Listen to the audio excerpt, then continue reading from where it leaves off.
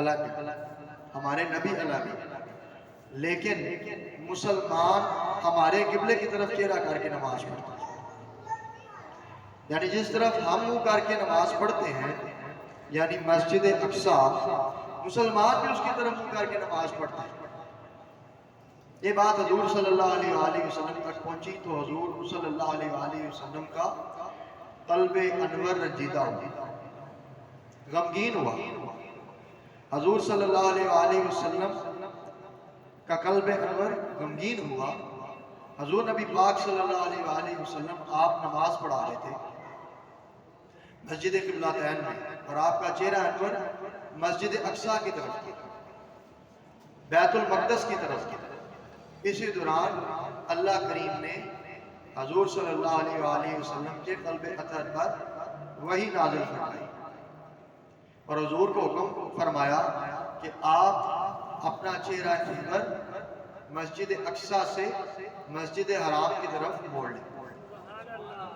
حضور صلی اللہ علیہ وآلہ وسلم بار بار اپنا چہرہ انور آسمان کی طرف کرتے تھے، اور آپ کے دل میں خواہش یہ ہوتی تھی کہ مسلمانوں کا قبلہ مسجد اقصی کی بجائے، بیت المقدس کی بجائے خانہ کعبہ شریف ہو۔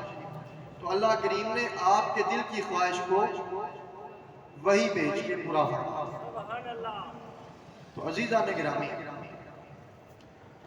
حضور نبی پاک صلی اللہ علیہ وآلہ وسلم آپ کی جو شریعت ہے، اس میں جتنے بھی احکامات ہیں وہ بتدریج ہیں، ایک دم سارے احکامات نہیں ہیں۔ مثال کے طور پہ نماز کو لے لیں، پہلے نماز فرض نہیں تھی، پھر نماز فرض ہوئی۔ پہلے اسلام میں پردہ نہیں تھا، پھر پردہ فرض ہو گیا، خواتین کے لیے پردہ ضروری ہو گیا۔ پھر اس کے علاوہ پہلے شراب حرام نہیں تھی، بعد میں شراب حرام ہو گیا۔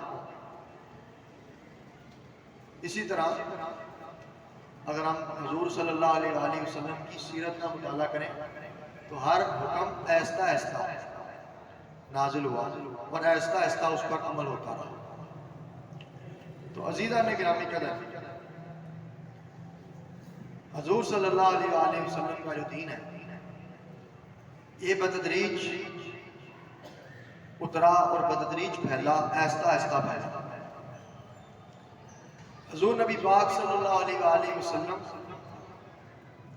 آپ جب دنیا میں تشریف لائے، نبی تو آپ پہلے ہی تھے، لیکن حضور صلی اللہ علیہ وآلہ وسلم نے اعلان نبوت 40 سال کے عمر میں فرمایا۔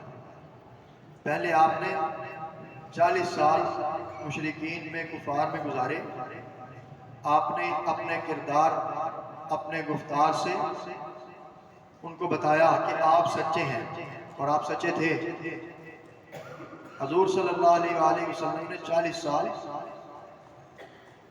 کفار کے ماحول میں رہتے ہوئے، مشرکین کے ماحول میں رہتے ہوئے، بت پرستی کے ماحول میں رہتے ہوئے آپ نے اپنا کردار کفار کو، مشرکین کو دکھایا۔ اور جب حضور نے اعلان نبوت فرمایا تو تب بھی کفار آپ کو صادق اور امین سمجھتے تھے۔ صادق کہتے ہیں سچ بولنے والے کو، اور امین کہتے ہیں جو امانت میں خیانت نہ کرے۔ عزیزان گرامی قدر، حضور نبی پاک صلی اللہ علیہ وآلہ وسلم، میں عرض کر رہا تھا آپ بے مثل و بے مثال ہیں۔ پہلے انبیاء کرام پہ جو کتب نازل ہوئی، تورات، زبور، انجیل، دیگر آسمانی صحائف، ان میں تبدیلی آ گئی، لیکن حضور کو اللہ کریم نے جو کتاب عطا فرمائی، قرآن کریم، وہ بھی بے مثل و بے مثال ہے، اس میں کسی قسم کی تبدیلی نہیں آئی۔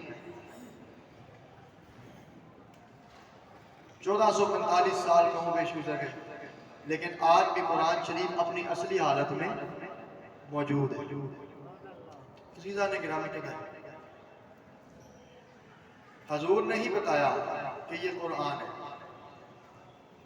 ہمیں جو پتہ چلا، ہمارے علم میں یہ جو بات آئی کہ یہ قرآن ہے، یہ حدیث ہے، یہ حدیث قدسی ہے، یہ حضور کے وسیلے سے ہمیں پتہ چلا۔ ہمیں جو کچھ پتہ چلا حضور صلی اللہ علیہ وآلہ وسلم کے وسیلے سے پتہ چلا۔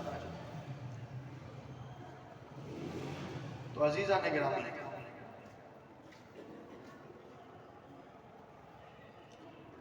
نماز جو ہے اس کی بڑی اہمیت ہے، صلاۃ کی بڑی اہمیت ہے۔ حضور صلی اللہ علیہ وآلہ وسلم نے فرمایا نماز میری آنکھوں کی ٹھنڈک ہے۔ نماز جو ہے یہ حضور کی آنکھوں کی ٹھنڈک ہے۔ اور نماز، اگر ہم نماز کا مطالعہ کریں، نماز جب ہم شروع کرتے ہیں سب سے پہلے تکبیر تحریمہ کہتے ہیں، رب العالمین کی بڑائی بیان کرتے ہیں، رب العالمین کی کبریائی بیان کرتے ہیں۔